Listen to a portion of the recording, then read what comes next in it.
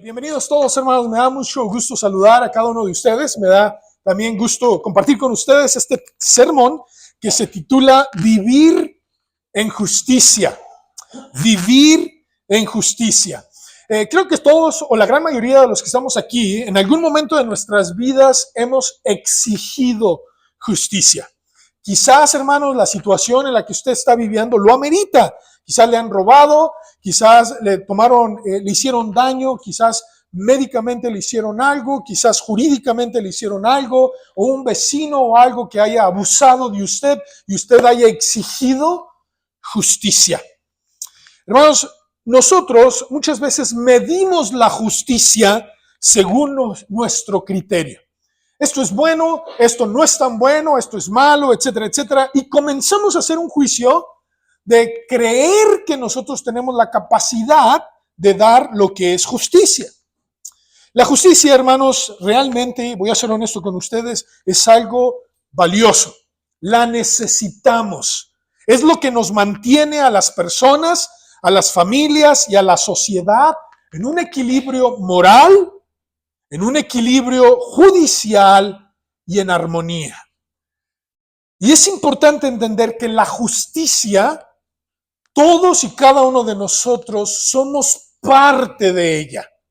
Usted en algún momento de su vida va a tener que exigir justicia, pero también la va a tener que ejercer, la va a tener que dar, ya sea en su propia vida o en la vida de alguien más, sean sus hijos, sean sus nietos, etcétera, etcétera.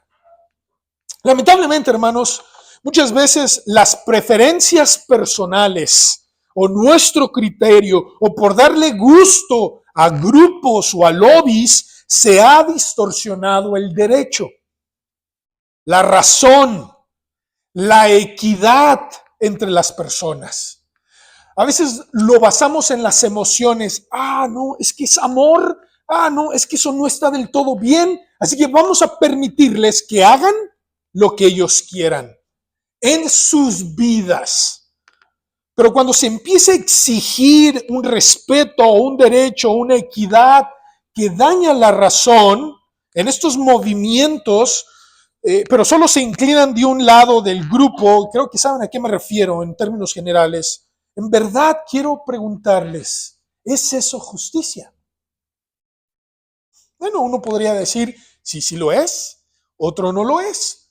Y nos podemos meter en términos como acerca de preferencia sexual, la biología, matrimonios igualitarios, el aborto, etcétera, etcétera.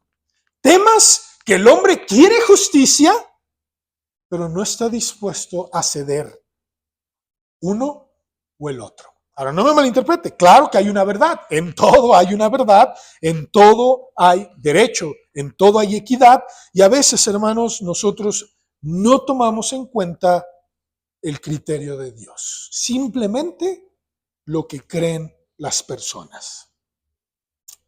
Dios afirma, hermanos, que lamentablemente como seres humanos tendemos a pecar contra los parámetros de Dios. No me malinterprete lo que le voy a decir. Mire, la justicia del hombre es importante. Claro, las leyes aquí que tenemos en las carreteras que se han establecido como parámetros para respetar los saltos, la velocidad, son buenas. Nos llevan a llegar de un punto A a un punto B. En los matrimonios se nos ha hecho creer, ¿verdad, hermanos? Que todo tiene que ser equilibrado. Vamos a hacerlo todo mancomunado. Todo bueno, todo esto y aquello. Y se nos olvida que va más allá de eso. O hay veces que dicen, no, es que es justo que como yo gané toda esta parte, no sea 50 y 50, sino que sea un 70% mío y 30% de mi cónyuge. No sé si me van siguiendo, hermanos, ¿sí? O sea, vivimos en un mundo que tiene que tener justicia. Y usted lo puede llevar al plano de su matrimonio. No, es que yo jalo más, yo cargo más, ¿verdad? Mi esposo, mi esposa a veces no me dice tanto, no me ayuda tanto, ¿verdad? Es un cabezón, es una floja, etcétera, etcétera. No estoy nombrando a nadie, hermanos, ¿verdad? Lo estoy diciendo en términos generales. Y todo esto, hermanos, que ustedes y yo vemos a diario, exigimos justicia. Pero yo le pregunto a usted, ¿cuándo en su vida se ha detenido y ha pensado lo que merecen sus acciones? Es decir, yo, ¿cómo trato a mi esposa? ¿Realmente merezco cómo me trata mi esposa o es algo que no merezco? O como me está yendo en la vida, ¿es algo que merezco o no lo merezco? No sé si me va siguiendo aquí, hermanos y amigos.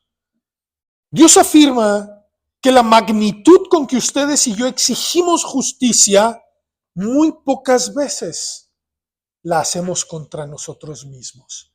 Quiero que me sirvan, quiero que me hagan, quiero que me ayuden. Pero cuando yo tengo que ayudar, yo tengo que hacer o tengo que realizar mi parte, no soy justo con eso. ¿Me van siguiendo? Exigimos, pero muy pocas veces estamos dispuestos a dar. Dios nos dice en Ezequiel, que acabamos de leer, Ezequiel 14, los versículos del 12 al 23, que Él está analizando todas las vidas, incluyendo la tuya. Todas las vidas de los seres humanos están siendo juzgadas. Y en Ezequiel 14 se nos presentan 4 juicios de Dios que hace contra una sola parte de la tierra, o con una nación, o con todo el globo terráqueo. Dios dice, y lo quiero leer rápidamente, hermanos, estos juicios están del 12 al 23, pero específicamente, hermanos, se concentran en el 21. Fíjense los juicios que Dios hace. Dice, por lo cual así ha dicho Jehová el Señor, cuánto más cuando yo enviare contra Jerusalén mis 4 juicios, y fíjense en el adjetivo que le da. ¿Cómo, hermanos? Terribles. ¿Cuáles son esos juicios de Dios? Espada, hambre, fieras y pestilencia. A nivel mundial, hermanos, creo que esto todo lo hemos visto a nivel un lugar, a nivel nación o a nivel globo terráqueo. Dios está analizando tu vida, querido hermano y amigo, la mía también. Pero hay algo que me impactó mucho, hermanos, y que quiero compartir con ustedes, que hace que el corazón de Dios cambie. ¿Sí?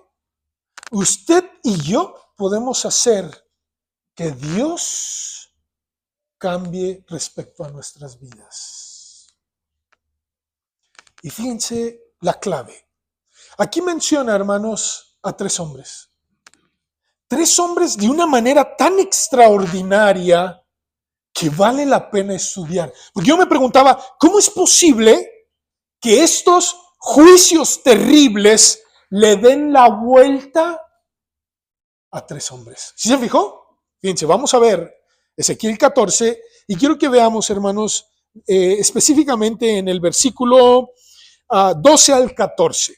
Dice, vino a mí palabra de Jehová diciendo, hijo de hombre, cuando la tierra pecare contra mí, rebelándose pérfidamente, y extendiere yo mi mano sobre ella, es decir, el pecado trae los juicios de Dios, nunca se olvide eso, el pecado trae juicio de Dios, y la quebrantare el sustento del pan, y enviar en ella hambre, y cortar de ella hombres y bestias, si estuviesen en medio de ella, esa área donde habría falta de sustento, donde vendría la espada, donde vinieran las bestias, donde viniera la pestilencia. Fíjense lo que dice Dios. Le voy a dar la vuelta a 3 hombres. Fíjense. Si estuvieran en medio de ella estos 3 varones, y los nombra. ¿Quiénes son esos hombres? Noé, Daniel y Job. Yo me preguntaba, ¿por qué serían librados? Ahí da la respuesta. ¿Se fijaron? Ellos, solamente ellos, por su justicia, no la justicia de Dios, la justicia de ellos mismos.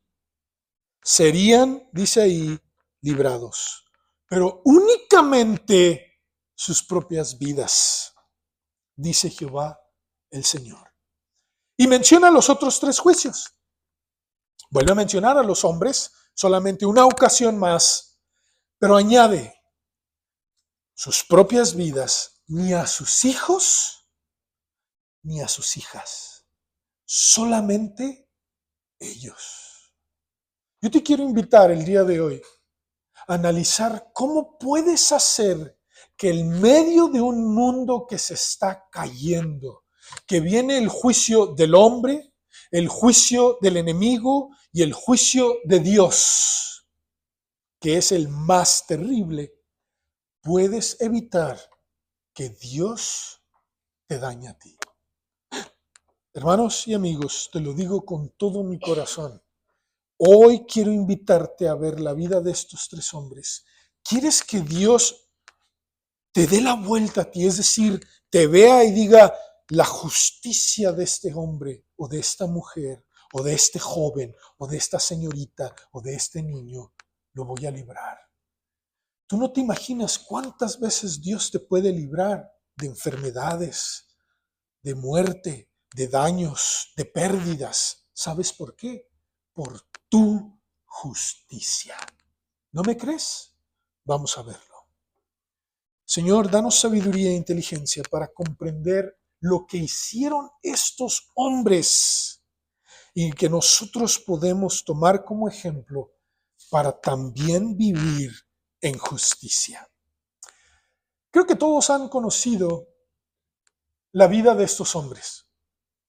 ¿Quién no conoce la vida de Noé?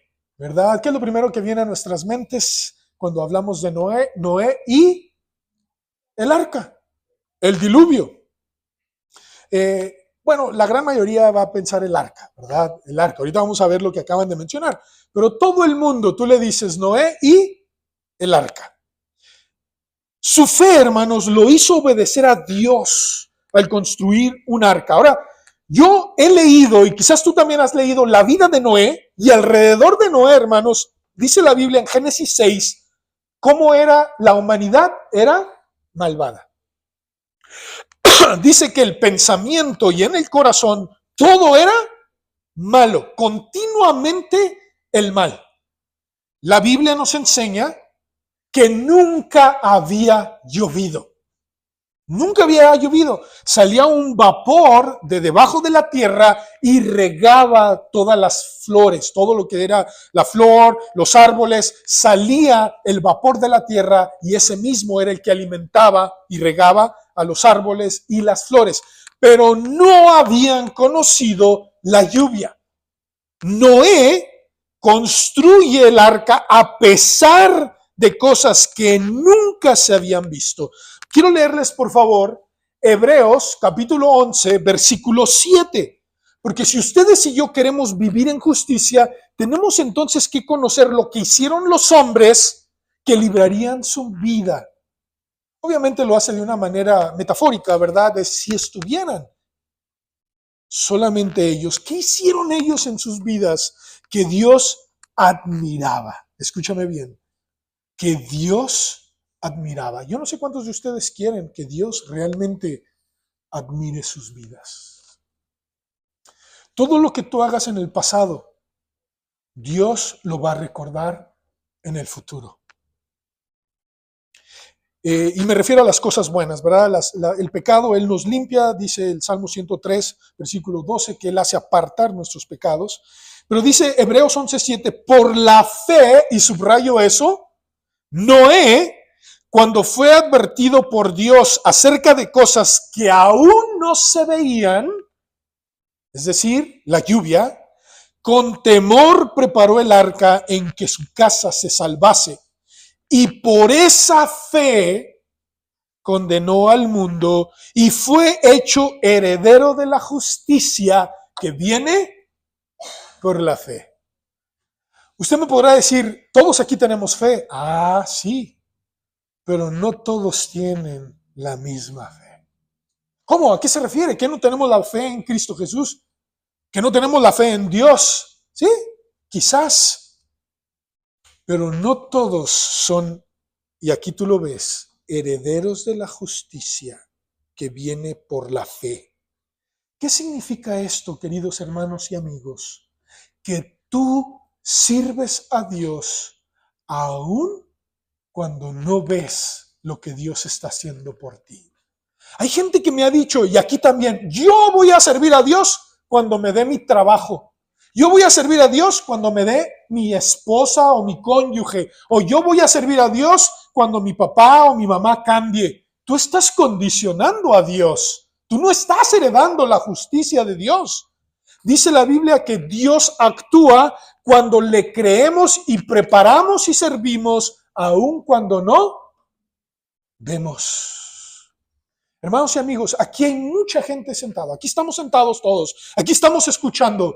Pero yo te quiero animar que tu fe no se limite a lo que ves. ¿Por qué Dios entonces separa a ciertos hombres? Por su fe en Él. Yo no sé cuántos de ustedes han dejado de ir a un templo porque Dios no les ha dado, porque Dios no me ha cumplido, porque Dios no me ha concedido mi petición. Ya sea tu novio, tu novia, tu esposo, tus hijos, la salud, que te saque de la enfermedad, que haga un milagro. Dios quiere primero verte vivir en justicia y eso se logra por la fe. No es cualquier fe, hermanos y amigos, es una fe que Dios admira, a tal grado que dice, cuando yo juzgue la tierra, si encuentro ese tipo de fe, esos hombres serán salvados. Hermanos y amigos, te invito, su rectitud, hermanos, era notoria en medio de una sociedad malvada y violenta. Dice 2 de Pedro 2:5. Y si no perdonó al mundo antiguo, sino que guardó a Noé, ¿qué hacía Noé, hermanos? No solamente tenía fe, sino que pregonaba justicia. Es decir, él la vivía y la compartía. Con otras 7 personas, él pregonaba la justicia, salva a sus hijos, a su esposa, a sus hijas y a sus nueras, trayendo el diluvio sobre el mundo de los impíos. Hermanos y amigos, Noé, por su fe, comienza a construir. ¿Sabe cuántos años le llevó a Noé construir el arca? 100 años. Tenía 500 años. Si usted me dice, no, yo ya tengo 40, 50, 60, no, ya me siento cansado. Noé tenía 500 años, hermanos. ¿Sí? Y como hay gente que le dice, no, ya Dios no me puede ayudar, ya no me puede utilizar. No me lo tome mal, ¿verdad? Lea Jonás 4 y va a ver cómo utilizó un gusano. No me malinterprete, hermanos, ¿verdad? Si usó un gusano, ¿usted cree que no pueda usarnos a nosotros? Claro que sí.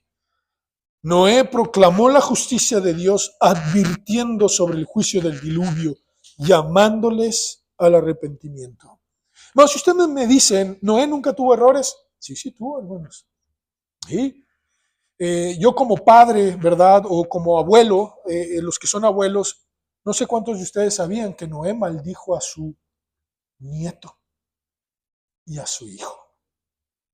Léalo, él los maldijo. Dijo, mi hijo Cam y su hijo Canaán sean malditos. Hermanos, pero por su justicia sería salvo. Número 2, Daniel.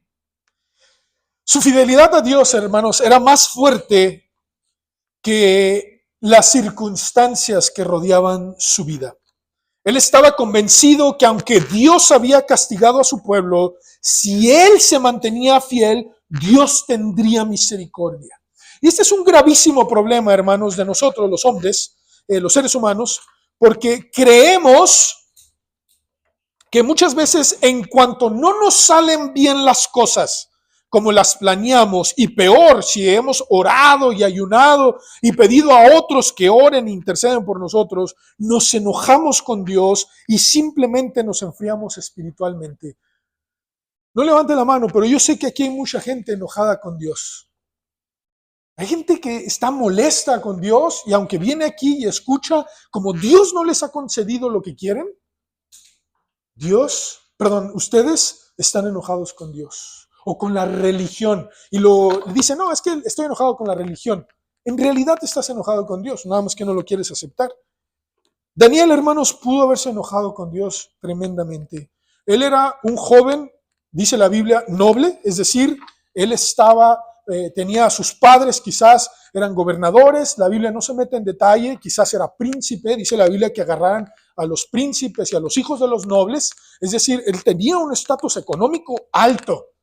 Él era inteligente, él tuvo acceso a muchas cosas, no era cualquier joven, pero a todos ellos los vio morir.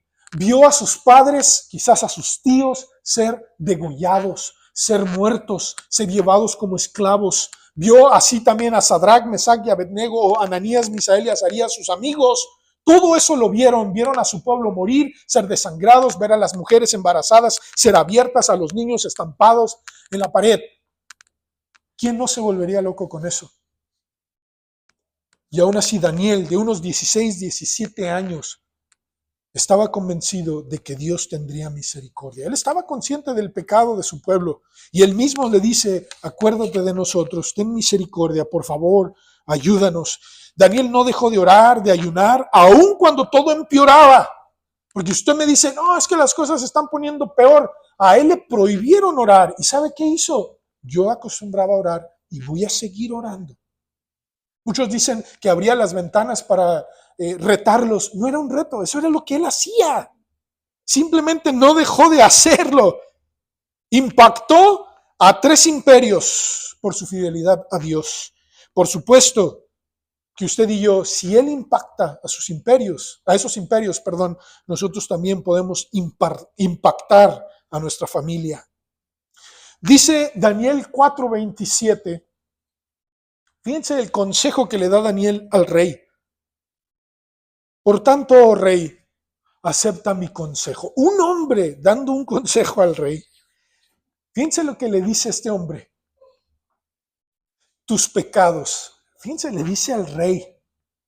¿Qué valor tenía este hombre? Tus pecados redime con justicia y tus iniquidades haciendo misericordia para con los oprimidos. Pues tal vez será eso una prolongación de tu tranquilidad. Daniel vivió su justicia, tanto así que recibe la admiración de Dios en medio de las circunstancias difíciles. ¿Qué es lo que queremos aprender de él, hermanos? Que aun cuando las cosas empeoran, Daniel se mantuvo fiel a Dios. Dios nunca dejó a Daniel. De hecho, hermanos, gracias a él tenemos mucha profecía que todavía no se cumple, mucha de ella. A tal grado, hermanos, que su vida impactó a 3 imperios. Yo te pregunto a ti, ¿podrías tú impactar a tu familia con tu justicia? Sí, es tu decisión. Tercer y último lugar, ¿qué hace que el corazón de Dios evite el juicio contra un hombre?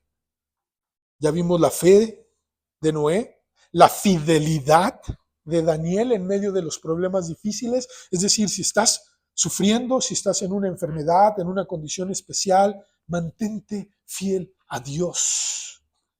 Y en tercer y último lugar, Job tuvo una fe durante el sufrimiento. El libro de Job nos presenta que el sufrimiento no siempre es por el pecado. Básicamente vivimos en un mundo contaminado por el pecado. Job mantenía su fe en Dios no por lo que le daba o le quitaba, sino porque estaba convencido de quién era Job. En Job, hermanos, quizás usted lo ha leído. Quiero leer, por favor, Job. Tengo aquí Job 2:3, pero no sé si lo tengo bien, si alguien me ayuda a corroborarlo. Antes de eso dice el Salmo 15:4, Salmo 15:4b, el que aún jurando en daño suyo, no por eso cambia. Era un hombre genuino. Y esta es la palabra, hermanos, era una palabra, perdón, es la integridad de Job. Este pasaje, hermanos, nos muestra a aquellos que han de habitar en el tabernáculo bajo la cobertura de Dios. El Salmo 15, aquel que tiene integridad. ¿Quieres que Dios bendiga tu vida? Que Dios admire tu vida. Ten fe, séle fiel y sé íntegro. Fíjate la integridad de Dios. Las cualidades de Job, después que llegaron a él las calamidades, dice la Biblia en Job 2:3. Job 2:3. Y fíjate quién está diciendo. Y Jehová dijo a Satanás, ¿no has considerado a mi siervo Job, que no hay otro como él en la tierra, varón perfecto y recto, temeroso de Dios y apartado del mal? Y aquí va. Estas cualidades él ya las tenía antes de las calamidades. ¿Sí? ¿Me van siguiendo? Él antes del problema que Dios permite, o las situaciones y los eventos difíciles que marcan a Job, él era un varón perfecto, recto, temeroso de Dios y apartado del mal. Uno puede decir, cualquiera puede hacer eso cuando le va bien. Pero fíjense, hermanos, lo que sucedió después de que Satanás atacara a Job. Dice, él sigue haciendo eso y que todavía añade una cualidad más. ¿Qué hace? Retiene su integridad. Una vida sin divisiones. Eso quiere decir la integridad. Siendo fiel a la verdad de Dios, tanto en público como en lo privado. ¿Quieres saber dónde está la clave de Job? Está en Job 1, 21, 22. Job 1, 21 y 22. Y él dice, desnudo salí del vientre de mi madre, y desnudo volveré allá. ¿Y qué dice, hermanos? Jehová dio y Jehová quitó. Sea el nombre de Jehová bendito. En todo esto no pecó Job, ni atribuyó a Dios despropósito alguno. La integridad de Job lo hacía ver más allá de sus circunstancias. ¿Lloró? Claro que lloró. ¿Estuvo triste? Claro que estuvo triste. ¿Le pidió a Dios una respuesta ante su dolor? Sí lo hizo. Pero Job mantuvo su integridad. Reconocer a Dios en medio del sufrimiento y continuar siendo bendición a otros, confiando en Él, sabiendo que hay un propósito en los acontecimientos inexplicables de la vida. Ese momento que quizás falleció tu papá, tu mamá, tu ser querido, o cuando esa traición llegó a tu vida y te llenó en lo más profundo de tu corazón y tú dijiste, ya no quiero saber nada de Dios, ya no quiero saber por qué Dios, eso te está llevando a tener peores consecuencias. Todos sabemos, y si no lo conoces, léete el libro de Job, el resultado de Job. Al final, ¿qué pasó a Job? Dios le multiplicó. No solo porque Dios era bueno, sino por la justicia de Job. En otras palabras, tú y yo tenemos la clave, tenemos cómo podemos hacer que Dios tenga misericordia de nosotros, que Dios me voltee a ver. Pero si lo primero que vas a hacer es enojarte con Dios, es ¿para qué voy al templo? ¿Para qué oro? Mira, Dios no me escuchó y solamente lo hiciste un día o una semana, ayunaste. Estos hombres que vivieron años siéndoles fieles a Dios, 100 años. ¿Prefieres los 100 años de construir un arca? ¿O prefieres estar décadas bajo imperios? ¿O prefieres perder toda tu familia, tus posesiones o la enfermedad? ¿Cuál de estas te gusta? Y tú y yo nos quejamos porque no nos salen las cosas como queremos. Yo no conozco a ninguno de ustedes que haya perdido 10 hijos.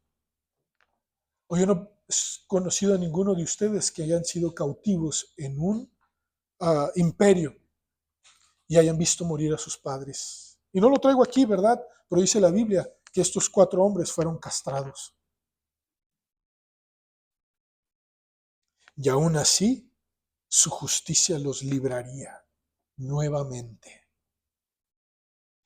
Hermanos y amigos, el día de hoy tenemos ante nuestros ojos cómo Dios libraría a hombres y mujeres en un juicio que va a venir. Ya han venido, pero van a seguir viniendo. La rectitud, la obediencia y la integridad, todo dirigido por el amor a Dios y la fe en Él, tienen grandes recompensas. Todos ellos tuvieron vidas más fuertes y duras que nosotros.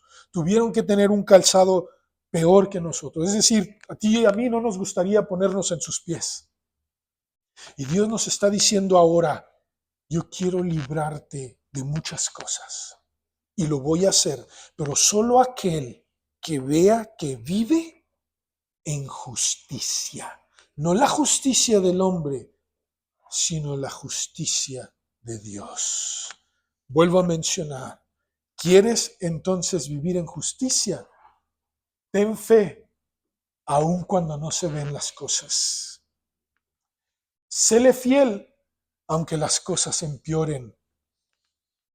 Y mantén tu integridad cuando todo lo pierdas. Si haces esto, dice Dios, cuando envíe mis juicios y vea a estos hombres o a estas mujeres, los rodearé, pero solo ellos. Así que, hermanos y amigos, esto es para cada uno de nosotros.